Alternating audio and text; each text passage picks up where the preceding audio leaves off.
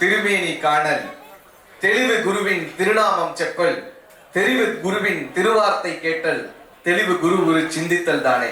குரு பிரம்மா குரு விஷ்ணு குரு தேவோ மகேஸ்வரக, குரு சாட்சாத் பர பிரம்மா தஸ்மை ஸ்ரீ குரவே நமக என்று எல்லாம் வல்ல குருவினுடைய பாதங்களை வணங்கி. இப்படிலாம் ஏதாவது சொன்னா எங்க ஊரெல்லாம் கை தட்டுவாங்க. எப்பயுமே ஆரம்பிக்கிறப்ப ஒரு உற்சாகமாக கை தட்டுவாங்க. பரவாயில்ல, மகிழ்ச்சி. ரொம்ப இந்த அருமையான ஒரு மாலை பொழுதை மாலை பொழுதாக மாற்றிருக்கக்கூடிய அத்தனை பேர் கழுத்திலுமே ஒரு அழகான ஒரு மாலையோடு இந்த மாலை பொழுதை ஒரு மாலை பொழுதாக மாற்றி அவ்வளவு உற்சாகமாக இந்த நிகழ்வை பொதுவா சொல்லுவாங்க. அமெரிக்க நாட்டை சொல்லும் போது இது வர்த்தகர்களின் தேசம், ஐரோப்பாவை சொல்லும் போது இது சுற்றுலாக்களின் தேசம், ஆஸ்திரேலியாவை சொல்லும் போது இது கங்காருகளின் தேசம், இந்திய நாட்டை சொல்லும் போது மட்டும்தான் இது யோகிகளின், ஞானிகளின், சித்தர்களின், குருமார்களின் பூமி.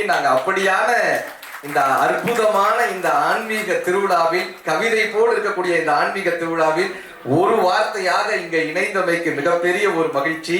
இந்த விழாவை இத்தனை தூரம் அரங்கேற்றுக் கொண்டிருக்கக்கூடிய குருவினுடைய திருக்கமல பாதங்களுக்கும் இங்க இருக்கக்கூடிய பெரியோர்கள் அத்தனை பேருக்கும் உங்களுடைய பெரிய கைதட்டலின் மூலமாக இந்த நன்றியை தெரிவித்து, எங்கள் மேடை உலகத்தினுடைய பீஷ்மர் மரியாதைக்குரிய ஐயா புலவர் ராமலிங்கம் ஐயா வந்திருக்காங்க. அவங்களையும் ஒரு பெரிய கைதட்டலோடு உங்களுடைய மகிழ்ச்சி மகிழ்ச்சி. பொதுவா எதுக்காகப்பா இந்த நிகழ்வு? அறிவை ஆன்மீகத்தோடு இணைத்த பூமி நமது இந்திய பூமி. நீங்க அறிவை, ஆன்மீகம் இல்லாத அறிவு ஆபத்தானது இல்லையா? பெரிய அணு ஆயுதங்களை உருவாக்கிடும். ஆன்மீகம் இல்லாத அறிவு எத்தகைய தூரம் ஆபத்தானதோ அப்படி அறிவு இல்லாத ஆன்மீகமும் முட்டாள்தனமாக மாறிடும். அப்படி குருமார்கள் நமக்கு எதைப்பா கற்றுத்தருவாங்கன்னு கேட்டாங்க. குருமார்கள் நமக்கு எதை போதிக்கிறார்கள்? ஒரு கோவிலுக்கு சென்றால் நமக்கு ஆறுதல் கிடைக்கிறது, குருமார்களை பற்றி கொண்டால் நம் வாழ்க்கையில் மாறுதல்கள் கிடைக்கிறது. அதற்காக இந்த குருமார்களினுடைய வார்த்தைகளை பின்பற்ற வேண்டாம். ஒரு கோயிலுக்கு போனா தண்ணீர் தீர்த்தமாகுதா, சாம்பல் விபூதி ஆகுதா, எலுமிச்சை கனி ஆகுதா, சாதம் பிரசாதம் ஆகுதா? ஆனா கோயிலுக்கு போனா சார் எந்த மாற்றமும் இல்லாம அப்படியே போயிட்டு அப்படியே வர்றது யாருன்னு பார்த்தா நம்ம மட்டும்தான் இருப்பான். கரெக்டா? பாத்ரூம்க்கு எவ்வளவு அழுக்கா வேணாலும் போலாம், ஆனா திரும்பி வரும்போது சுத்தமா வரணும்ல. திரும்பி வரும்போது அதே அழுக்கோடையே வந்தானா மாறலன்னு அர்த்தம். திரும்பி அதே அழுக்கோடே வந்தானா குளிக்கலன்னு அர்த்தம். கோயிலுக்கு போகும்போது எப்படிப்பா போகணும்னா, சாமி என்கிட்ட இருக்கக்கூடிய அழுக்கை நான் ஒத்துக்கொண்டு அந்த ஆலயத்துக்குள் போகும்போதே நான் அசுத்தமாக இருக்கேன், நான் தூய்மைப்படுத்திக் கொள்ள வேண்டும்ன்ற எண்ணத்தோடு எவன் ஒருவன் ஆலயத்திற்கு செல்கிறானோ அவன் மனம் சுத்தமாகி வெளியே வருகிறான். ஆனால் அந்த மாறுதல் நம்மிடம் ஏற்படுவதே இல்லையே. குருமார்களை பற்றி கொள்ளும் போது மட்டும்தான் நாம் சுத்தம் அடையும். என்ன தெரியுமா? இது இவன் கோயிலுக்கு போயிட்டு சார் இவனும் அழுக்காக்கி கோயிலையும் அழுக்காக்கிட்டு வந்துடுறான். கரெக்டா? ஒருத்தர் கோயில்ல இப்ப நம்ம என்ன ஆயிடுதுன்னா, ஜென்ரலா ஆன்மீகத்துல இந்த புரிதல் இல்லாத போது, குருமார்களின் வழிகாட்டுதலை பின்பற்றாத போது ரிச்சுவல்ஸ் ரொம்ப பிடிச்சுக்கிறோம், சடங்குகளை பிடித்துக்கிறோமா. சிவவாக்கியர் என்ற சித்தர் கேட்பாரு, ஓடி ஓடி ஓடி ஓடி உட்கலந்த சோதியை நாடி நாடி நாடி நாடி நாட்களும் கழிந்து போய் வாடி வாடி வாடி வாடி வாழ்ந்து போன மாதர்கள் கோடி கோடி கோடி கோடி எண்ணிறைந்த கோடியே. எண்ணிறைந்த கோடியா? எண்ணிலே இருந்த ஒன்றை யான் அறிந்ததில்லையே, எண்ணிலே இருந்த ஒன்றை யான் அறிந்த கொண்டனின், எண்ணிலே இருந்த ஒன்றை யாவர் காண வல்லிரோ, எண்ணிலே இருந்திருந்து யான் உணர்ந்து கொண்டனே. அஞ்செழுத்திலே பிறந்து அஞ்செழுத்திலே வளர்ந்து அஞ்செழுத்தை ஓதுகின்ற பஞ்சபூத பாவிகால் அஞ்செழுத்தில் ஓரெழுத்து அறிந்து கூற வள்ளிவில் அஞ்சல் அஞ்சல் என்று நாதன் அம்பலத்தில் ஆடுமெனர். ஓரெழுத்து அறிந்து கூற தெரியாமதானே இந்த நாட்கள் எல்லாம் கழிச்சுட்டே இருக்கும். சார் இவன் கோயிலுக்கு போய் அழுக்காவே போய் கோயில் அழுக்காகிட்டு வந்துடுறான் சார். ஒரு கோயில்ல சுண்டல் கொடுத்தாங்க, நாங்க மேடைகள் அடிக்கடி சொல்லுவோம். சுண்டல் கொடுத்துருக்காங்க, சுண்டல் ஒருத்தர் சாப்பிட்டான், கையை மோந்து பார்த்தான், ஸ்மெல் அடிச்சிச்சு. என்ன பண்ணுவாங்க? உடனே என்ன பண்ணான்னா பக்கத்துல இருக்கிற கோயில் பிரகாரத்துல தேய்ச்சான். பின்னாடி இருந்து ஒருத்தர் அதை பார்த்துட்டான். இவன் தேய்ச்சானா, பின்னாடி இருந்து ஒருத்தர் பார்த்தனா, இவன் அதை மேட்ச் பண்ணணும்ல, உடனே அதை தொட்டு தொட்டு கும்பிட்டான். இங்க சுண்டலை தேய்ச்ச இடத்த தொட்டு தொட்டு கும்பிட்டான். பின்னாடி இருந்த பார்த்தா இங்க பெரிய சாமி இருக்கு போல, அதனாலதான் இவர் தொட்டு தொட்டு கும்புறாரு போல. இப்ப இவர் இந்த பக்கம் போனானா அடுத்து வந்து அவர் அதே இடத்த தொட்டு தொட்டு கும்பிட்டான். திரும்ப போனாரா அதே இடத்த இன்னொருத்த கிட்டத்தட்ட சரி இந்த பிரகாரம் சுத்திட்டு வராரு. ஒரு 20 பேர் நிக்கிறாங்க இங்க. சாதா சாமி 15 ரூபா டிக்கெட், சுண்டல் சாமி 35 ரூபா டிக்கெட்னு டிக்கெட் போட்டு இங்க ஒரு 15 பேர் நின்றுருக்காங்க. அதனாலதான் சிவவாக்கியர் கேட்டாரு, கோவிலாவது ஏதடா குளங்களாவது ஏதடா, கோவிலும் குளங்களும் கும்பிடும் குலாமரே, கோவிலும் மனத்துளே குளங்களும் மனத்துளே, ஆவதும் அழிவதும் இல்லை இல்லை இல்லையே. இந்த புரிதலை குருமார்களினுடைய வார்த்தைகளை பிடித்துக் கொள்ளும் போதுதானே நமக்கு இந்த ஆன்மீகம் புலப்படுகிறது. சார் ஐயா தான் அடிக்கடி இந்த ஜோக்க சொல்லுவார். பழனிக்கு ஸ்லீப்பர் பஸ்ல போயிருக்கான். ஸ்லீப்பர் பஸ்ல நல்லா தூங்கக்கூடிய ஸ்லீப்பர் பஸ்ல போயிருக்கான். போன இடத்துல நடந்துகிட்டே இருந்திருக்கான். பஸ்ல இங்கேயும் அங்கேயும் இங்கேயும் அங்கேயும் நடந்துகிட்டே இருந்தான். காலையில பஸ் பழனியில நின்றுச்சு. நம்ம ஆள் இறங்கினா, இறங்கி பஸ்ஸை தொட்டு கும்பிட்டுருக்கான்.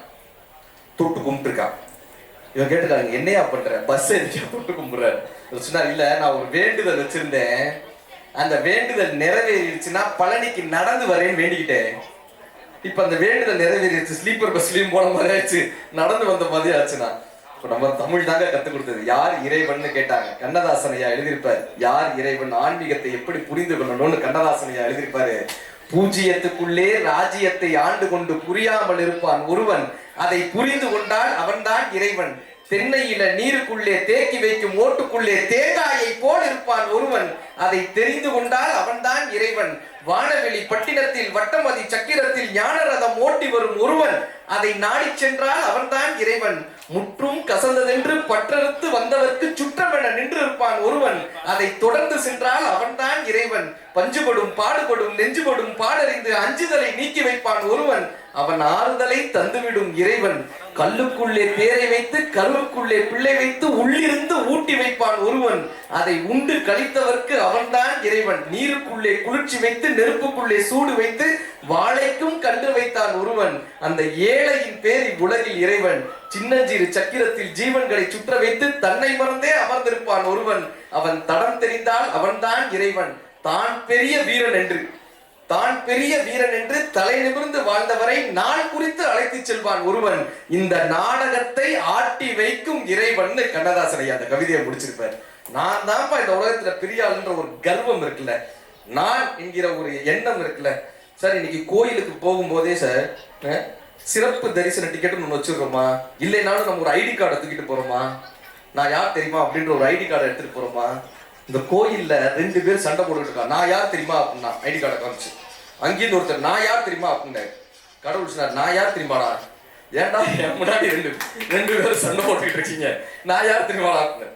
இந்த அடையாளத்தை, நமது அகங்காரத்தை, நமது எண்ணங்களை விடாத வரை நாம் இறைவனின் சிலைக்கு அருகே செல்ல முடியுமே தவிர இறைவனுக்கு அருகே செல்லவே முடியாது.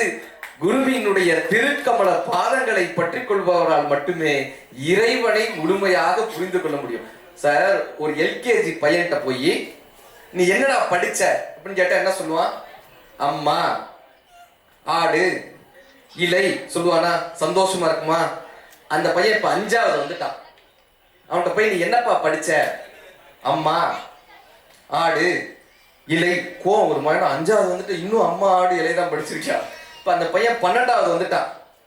12வது படிக்கிற பையன்கிட்ட போய் நீ என்னடா படிச்ச, அம்மா ஆடு இல்லைன்னா கோவம் வருமா. இப்ப அந்த பையனுக்கு 40 வயசு ஆயிடுச்சு.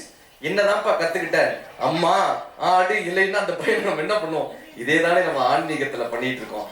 ஆரம்ப நிலையை விட்டு நம்ம வளர்றதே இல்லையே. அதனாலதாங்க சிவவாக்கியர் வருத்தப்பட்டு கேட்டார், 4 வேதம் ஓதுவீர் ஞானபாதம் அருகிலீர், பாலுனை கலந்தவாறு பாவிகால் அருகிலீர், ஆளன் உண்ட கண்டனார் அகத்துள்ளே இருக்கவே காலன் என்று சொல்லுவீர், கனாவிலும் இல்லையே. சாத்திரங்கள் ஓதுகின்ற சட்டநாத பட்டரே, வேப்பிரைப்பு வந்த போது வேதம் வந்து உதவுமோன்னு கேட்டார். இப்ப இந்த ஆன்மீகத்தை எப்படிப்பா புரிந்து கொள்வதுன்னா, சிவவாக்கியர் அழகான ஒரு வார்த்தையில குருமார்கள் தான் கத்துக் கொடுத்துட்டு போனாங்க. அன்பின் மூலமாக மட்டுமே இந்த ஆன்மீகத்தினுடைய அரிச்சுவடியை உணர முடியும். நான் கடவுள் ஒருத்தருடைய கடவுள் வந்தாராம். இன்னைக்கு நைட்டு நான் உங்க வீட்டுல இருந்து கிளம்ப போறேன், இன்னைக்கு நைட்டு நான் கிளம்ப போறேன், ஒரே ஒரு வரம் தரேன், என்ன வர வேணும் கேளுன்னு இருக்கேன். உடனே நான் இப்பெல்லாம் முடிவெடுத்துட முடியாது, என் வீட்டுல கேட்டுட்டு தான் நான் சொல்லணும். நேரா மனைவிட்ட சொன்னார், இந்த பாருமா கடவுள் வந்திருக்காரு, ஒரு வரம் மட்டும் தரேன்றார், என்ன வரம் கேட்கலாம். அந்த அம்மா சொல்லுச்சு, கேட்கறது கேட்கறீங்க, ஒரு 5000 பவுனா கேளுங்க. 5000 மூணா கேட்டு வைப்போம். அவங்க வீட்டுல அவங்க பொண்ணு சொல்லிச்சப்பா அதெல்லாம் கேட்காதப்பா, எனக்கு ஒரு அமெரிக்க மாப்பிள்ளையா கேளுப்பா. பையன் சொன்னான், அப்பா எனக்கு பிளேஸ்மெண்ட் கிடைக்கிற மாதிரி ஒரு இன்ஜினியரிங் காலேஜ்ல சீட்டு கேளுப்பா. எல்லாம் ஒவ்வொன்றும் சொன்னாங்க. அங்க இருக்கக்கூடிய அந்த வயதான அம்மா சொன்னாங்க, அதெல்லாம் கேட்காதப்பா, நம்ம வீட்டுல எப்பயுமே ஆனந்தமும் சந்தோஷமும் மகிழ்ச்சியும் நிம்மதியும் இருக்கணும்னு போய் கேளுப்பான்னு. இவர் போய் கடவுள்கிட்ட சொன்னாரு, எனக்கு எப்பொழுதும் ஆனந்தமும் சந்தோஷமும் மகிழ்ச்சியும் நிம்மதியும் இருக்கணும்னு. இந்த கடவுளுடைய வார்த்தை வந்துதான், ஆனந்தமும் சந்தோஷமும் மகிழ்ச்சியும் நிம்மதியும் உன் வீட்டில் இருந்து விட்டால் நான் ஏன் உன் வீட்டை விட்டு செல்ல போகிறேன், நான் எப்பொழுதும் உன் வீட்டிலேயே நிரந்தரமாக இருந்து விடுகிறேன். கடவுள் அந்த இடத்துலயே நிரந்தரமாக இருந்தாருன்னு ஜென்ல அற்புதமான ஒரு கதை நம்ம கத்துக் கொடுத்தாங்க. அன்பிற்கும் உண்டோ அடைக்கும் தாழ்ந்தாங்க. இறைவனை நாம் சென்று பற்றி கொள்வதற்கு தான் யோக முறைகளும் ஞான முறைகளும் வைத்தாங்க. ஆனா இறைவன் நம்மிடம் வருவதற்கான எளிமையான ஆயுதம் எதிர்ப்பாங்க. குருமார்கள் நம்ம கற்றுக் கொடுத்த ஆயுதம் அன்பு. சக மனிதர்களிடம் செலுத்தக்கூடிய அந்த மிகப்பெரிய ஒரு அன்பு இந்த குருமார்களினுடைய வார்த்தைகள்ல, இந்த நிகழ்வுகள்ல பெரிதாக நம்ம பார்க்க வேண்டிய ஆன்மீகத்தை அறிவு சார்ந்து சிந்திக்கும் போது இந்த ஆன்மீகம் இன்னும் புலமடைகிறது. சார் இப்ப வீட்டுல ஒரு காலகட்டத்துல 2 தலைமுறைக்கு முன்னாடி அரிசி மாவுல கோலம் போட்டாங்களா? கரெக்டா? எதுக்கு? சக ஜீவராசிகள் மீது ஒரு அன்போடு இருக்கணும்ன்றதுக்காக. அதனாலதான் தமிழ் கத்துக் கொடுத்தது, ஒருத்தருடைய வாழ்க்கையை எப்படிப்பா வச்சுக்கணும்னா, யாவருக்குமாம் இறைவனுக்கோர் பச்சிலை. நீங்க நடந்து போறீங்களே, ஏதோ ஒரு இலையை அப்படி பறிச்சு போட்டு போங்கப்பா. யாவருக்குமாம் இறைவனுக்கோர் பச்சிலை, யாவருக்குமாம் பசுவுக்கோர் வாயுரை. ஏதோ ஒரு ஜீவராசிக்கு ஒரு சாப்பாடு கொடுத்துட்டு போங்கப்பா.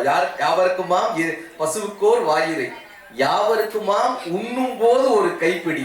நீங்க சாப்பிடும் போது ஒரு கைப்பிடி எடுத்து வச்சு சாப்பிடுங்கப்பா.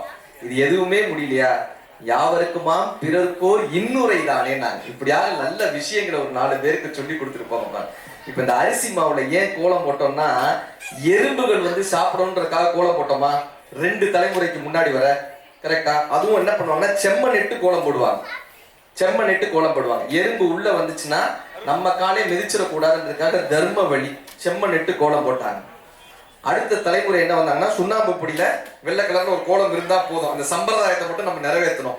இன்னைக்கு ஸ்டிக்கரை ஒட்டிடுறாங்களே, ஒவ்வொருத்தர் வீட்டுல ஸ்டிக்கர் ஒட்டிடுறாங்க. கோலம் போடுற கடமையை முடிச்சுட்டோம்.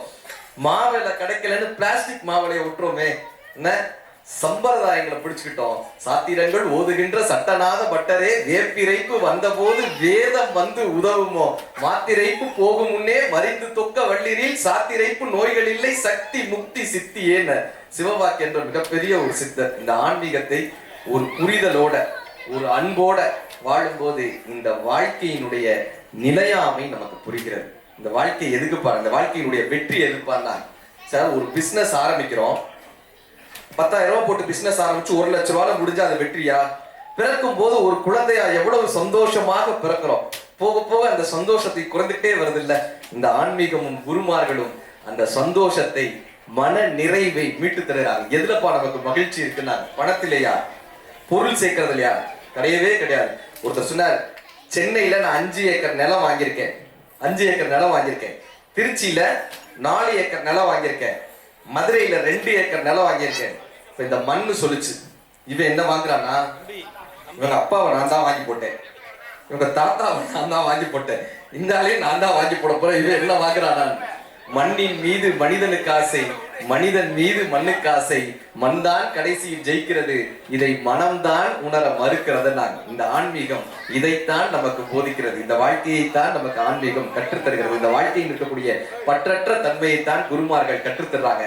வாழ வயதாகி அழகாகி மதனாகி பணி வாணிபமோடாடி மருளாடி விளையாடி விழல் வாழ்வு சதமாகி மட கூடமோடு பொருள் தேடி வாசனை புழுகோடு மலரோடு மனமாகி கமல் வாசனைகளாகி விளை மாதரோடு கூடி அவர் ஆசைகளிலே சில நாள் கோயில் தோல் திரைகளாகி நிறைகளாகி 2 கால்கள் தடுமாறி செவிமாறி பசு பதி பாசம் சூழ் கதிகள் மாறி சுகம் மாறி தடியரோடு திரி ஒரு நாளில் சூளை சொறி வாதமோடு நீரழிவு சூடும் என கசு மலம் என மாறி உடல் அழிவேனோன்னு அருணகிரிநாதருடைய ஒரு பாட்டு இருக்கு. இந்த கசுமலமாக போகக்கூடிய இந்த உடலை யாரால் காப்பாற்ற முடியும்னா, இப்படியான குருமார்களால் மட்டும்தான் அர்த்தமற்ற இந்த வாழ்க்கையை அர்த்தமுள்ள வாழ்க்கையாக மாற்ற முடிகிறது. எல்லாம் வல்ல இந்த குருமார்களினுடைய அருளால் இந்த அற்புதமான தருணத்தில் 16 செல்வங்களான கலையாத கல்வியும் குறையாத வயதும் ஒரு கவடுபாரா நட்பும் கன்றாத வளமையும் குன்றாத இளமையும் கழுவணி இல்லாத உடலும் சலியாத மனமும் அன்பகலா மனைவியும் தவறாத சந்தானமும் தாழாத கீர்த்தியும் மாறாத வார்த்தையும் தடைகள் வாரா கொடையும் தொலையாத நிதியமும் கோணாத கோடும் ஒரு துன்பமில்லா வாழ்வும் உதவி பெரிய தொண்டரோடு கூட்டும் என்று சொல்லக்கூடிய 16 செல்வங்களை பெற்று இங்கு வந்திருக்கக்கூடிய ஆன்மீக பெரியோர்கள் அத்தனை பேரும் பல்லாண்டு பல்லாயிரத்தாண்டு பல கோடி 100,000 ஆண்டுகள் வாழ வேண்டும். அதற்கு எல்லாம் வல்ல குருவினுடைய அருள் கிடைக்க வேண்டும் என்று இறைவனிடம் வேண்டி உங்களிடமிருந்து விடைபெறுவது மதுரை ராமகிருஷ்ணன். நன்றி.